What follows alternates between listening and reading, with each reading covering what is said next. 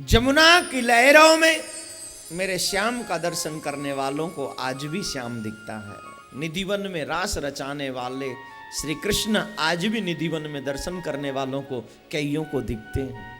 उनकी बांसुरी की आवाज सुनाई पड़ती है आज भी है, लेकिन बहाना चाहिए भाई। ऐसे नहीं जैसे तू दुनिया के लिए सज के जाता है वैसे मेरे सांवरिया के लिए सज के तो देख। जैसे तू दुनिया के लिए समय बिताता है वैसे मेरे सांवरिया के लिए समय बिता कर तो देख। फिर चमत्कार होगा, तेरी जिंदगी बदल जाएगी, तेरी लाइफ बदल जाएगी, तुझे एहसास होगा। अपने आप बदलाव होगा जिंदगी में और तुझे पता चलेगा क्या दुनिया बदल रही है, मेरा स्वभाव बदल रहा है, मेरा कर्म बदल रहा है। लेकिन तब जब कृष्ण कृपा हो, गोविंद की कृपा हो, उससे पहले नहीं। आइए प्रसंग पर लौट कर आए, कल का प्रसंग याद करिए। अतः प्रच्छामि संसिद्धिम योगिनाम परमं गुरुम पुरुषस्य यत् कार्यम म्रियमाणस्य सर्वथा। जिसकी मृत्यु निश्चित हो उसे क्या करना चाहिए गुरुजी? जो मरेगा ही मरेगा उसे क्या करना चाहिए? प्रश्न सुंदर है और ऐसा प्रश्न करने की क्षमता हर किसी में नहीं है। मरने वाला प्रश्न कोई नहीं करता, सब धन का, औलाद का, बिजनेस का, मकान का, सुख सुविधाओं का प्रश्न करने वालों की लाइन लगी रहती। लेकिन मृत्यु का प्रश्न कि जिसकी मृत्यु निश्चित है उसे क्या करना चाहिए? और सच तो यह है कि दुनिया में तेरी जिंदगी सुरक्षित नहीं है, तेरी मृत्यु निश्चित है। तेरा जीवन निश्चित नहीं है। जन्म के बाद किसी भी क्षण तेरी मृत्यु हो सकती। इवन जन्म के एक सेकंड बाद भी मौत हो सकती है।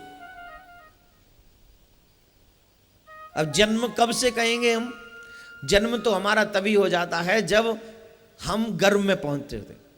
जैसे ही गर्भ में पहुंचेंगे तो हमारा जन्म हो गया। लेकिन दुनिया वालों को हम कब दिखते हैं? जब हम गर्भ से बाहर आ जाते हैं। पर्दा होता है ना, तब तक वो पर्दा दुनिया वाले देख नहीं सकते।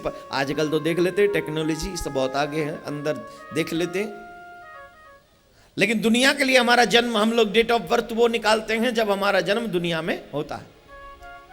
परंतु प्राकृतिक तो जन्म हमारा तभी हो जाता है जब हम गर्भ में पहुंचते, माँ के गर्भ में। सारी अनुभूतियां हमारी तभी शुरू हो जाती हैं। हमें वहां भूख भी लगती है, हमें वहां प्यास भी लगती है, हमारा वहां दम भी घुटता है। कई बार परेशानी, प्रॉब्लम क्रिएट होती है वहां पर। एक दो नहीं, अनेकों प्रॉब्लम होती। कहते हैं ना बच्चा उल्टा है, बच्चा सीधा है, इसको ये प्रॉब्लम हो रही है। डॉक्टर सुविधा देते हैं उसको अंदर, कई बार सांसें भी देते हैं पाइप के द्वारा। तो जब जन्म ही नहीं हुआ तो सांस देने की जरूरत क्या है? ऑक्सीजन देने की जरूरत क्या है? अभी जन्म थोड़ी हुआ, बाहर तो आया नहीं, फिर ऑक्सीजन क्यों? फिर कहते हैं एक्सपायर कर गया, गर्भ में एक्सपायर कर। अरे एक्सपायर कहां से कर गया जब जन्म ही नहीं हुआ? तो मतलब बात सिद्ध हो गई कि जन्म गर्भ में ही हो जाता है, हमें 9 महीने बाद दिखता है। तो डेट ऑफ बर्थ तो वो होनी चाहिए जब से जन्म हुआ, लेकिन हमारी डेट ऑफ बर्थ तब होती जब हम दुनिया में आते। इट्स ओके, यही कायदा है, नियम है, जब से दिखे तब से मानो। गर्भ में व्यक्ति जब जाता है तो उसके बाद भी मृत्यु हो सकती है। कहते हैं ना गर्भ क्षीण हो गया, नष्ट हो गया, मतलब मौत हो गई। तो कई बार जन्म जरूरी नहीं कि दुनिया में आए तभी मरेंगे, जन्म से पहले भी मर सकते हैं। दुनिया के जन्म से पहले हम दुनिया में मर सकते हैं और फिर किसी और नरक में जाना होगा और किसी गर्भ में जाना होगा। कितना सुंदर प्रश्न है। जिसकी मृत्यु निश्चित है उसे क्या करना चाहिए? मतलब जीवन निश्चित नहीं है, मृत्यु निश्चित है। लेकिन जो निश्चित है उसके बारे में कोई विचार विमर्श नहीं, और जो अनिश्चित है उसके बारे में देखो तो सही। रात के 2-2 बजे तक आते महाराज, 3-3 बजे तक। मुंबई में तो रात में ही कमाते हैं, मेट्रो सिटियां जो हैं उनमें रात भर बिजनेस चलता रहता है, पता नहीं क्या बिजनेस करते हैं। राधे राधे बोलो जोर से, बोलना पड़ेगा, है ना। प्रश्न सुंदर है। अतः पृच्छामि संसिद्धिं योगिनां परमं गुरुं पुरुषस्य यत्कार्यं म्रियमाणस्य सर्वथा। जिसकी मृत्यु निश्चित है योगियों के परम गुरु कृपा करो, बताओ कि वो क्या करे मानव। एवमाभासितं पृष्ठ सराज्ञा सलक्षणाया गिरा यदभासित धर्मज्ञो भगवान वादरायणी। भगवान वादरायणी, भगवान वादरायणी शब्द पे ध्यान देंगे। भगवान वादरायणी कथा कौन सुना रहे हैं? भगवान वादरायणी।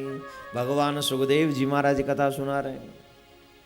सुखदेव जी कौन है? भगवान के ही अवतार हैं। परीक्षित का कल्याण करने के लिए भगवान ही अवतरित हुए हैं, स्वयं भगवान ही आए हैं। कल्याण करने का काम तो उन्हीं का है, मैं नहीं कह रहा हूं। भगवान वादरायणी भागवत कह रही, अर्थात ये भगवान के मुख से निकला हुआ ग्रंथ है। इस पर जिसको यकीन न हो उससे बड़ा आत्मघाती कोई नहीं हो सकता, उससे बड़ा पापिष्ट कोई नहीं हो सकता, उससे बड़ा बुरा व्यक्ति कोई नहीं हो सकता जिसे भगवान की वाणी पर यकीन नहीं।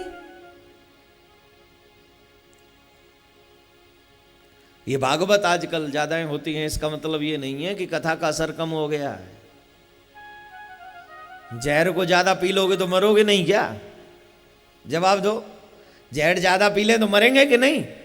अमृत ज्यादा पी ले तो अमर होंगे कि नहीं? वैसे भागवत चाहे कम सुनो चाहे ज्यादा, अगर तूने भागवत सुन ली तो तेरा मोक्ष निश्चित है, तेरा बेड़ा पार होगा। कम पी या ज्यादा, सदा सेव्य श्रवण मात्रण, हमेशा श्रवण करते रहो। एक दो दिन नहीं, सदा सेव्य, सदा सेव्य, ऑलवेज, हर मिनट हर सेकंड। जब भी मौका मिले बैठ जा कथा पंडाल में जाके। जमुना के तट पे रहते हो आप लोग, डेली जमुना स्नान करते हो? कितने दिनों से जमुना स्नान नहीं किया? जमुना की बात कर रहे हो, हम पे घर में तो स्नान होता नहीं है, आप जमुना की बात कर रहे हो। जमुना का प्रदूषण दिन पे दिन बढ़ रहा है, जिसमें 2 सिटियों का हाथ बहुत आगे है।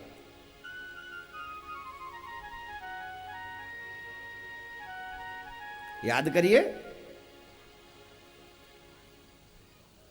दिल्ली एंड आगरा।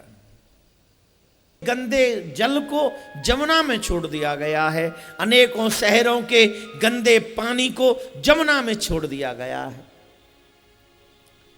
हमारे भारत के विकास पर करोड़ों रुपए खर्च होते हैं, हजारों करोड़ रुपए खर्च होते हैं, करोड़ों करोड़ रुपए खर्च होते हैं, लेकिन जमुना की सुरक्षा के लिए जो पैसा आता है उसको भी लोग खा जाते हैं। क्या चाहिए? सिर्फ इतना कि जमुना के सारे एक नाला बन जाए, गंदा पानी जमुना में न जाए। सिर्फ इतनी सुरक्षा हमारे भारत की गवर्नमेंट नहीं दे सकती, हमारे प्रदेश की गवर्नमेंट नहीं दे सकती। यह दुख की बात है। जमुना प्रदूषित है मतलब भक्ति प्रदूषित है। जमुना का जल जब आप श्री कृष्ण को अर्पित करते हो, कृष्ण सहज में ही प्रसन्न हो जाते हैं। देखो कितनी अच्छी बात हमारे संतों ने लिखी है। जमुना कलिमल हारिणी पतितन करे उद्धार, जो या की शरणई बसे वाको बेड़ा पार।